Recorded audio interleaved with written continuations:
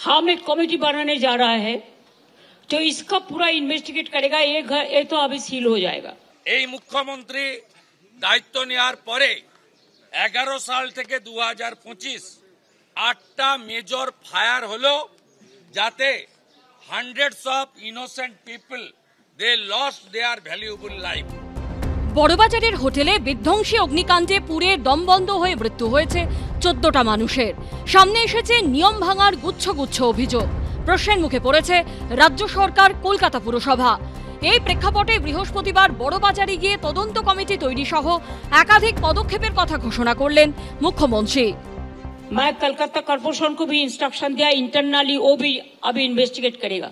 हम पुलिस को कहेंगे सरप्राइज विजिट, फायर ब्रिगेड को कहेंगे, और खाली कलकत्ता का नहीं, जो डिस्ट्रिक्ट टाउन है उसको लिए भी, अगर कोई लोकल रिप्रेजेंटेटिव इसको मदद दिया है उसका खिलाफ में भी एक्शन लेने के लिए हम तैयार है। कोई छोड़ा नहीं जाएगा, चाहे कोई एडमिनिस्ट्रेशन का कोई हो, चाहे राजनीतिक का जो भी दल का हो। কিন্তু বিরোধীরা প্রশ্ন তুলছে, পদক্ষেপ এখন কেন? এতদিন প্রশাসন কি করছিল? এখন অ্যাকশন নেওয়ার কথা বলে কি হবে? 14টা মানুষের প্রাণ কি আর ফিরবে? একটাই পোস্ট, বাকি সব ল্যাম্প পোস্ট। কারণ মাননীয় মুখ্যমন্ত্রী নিজেই বলেছে সব জায়গাতে উনি ক্যান্ডিডেট। তাহলে এই যে এই হোটেল রেস্তোরাঁগুলো থেকে, বেআইনি রেস্তোরাঁগুলো থেকে যাদের কাগজ ছিল না উপযুক্ত, তারা তো নিশ্চয়ই মাসে মাসে মাসোহারা দিত। তো সেই মাসোহারার ভাগটা যদি বিধায়ক নিয়ে থাকেন, তার দায়টা তো অবশ্যই মুখ্যমন্ত্রীর নেওয়া উচিত।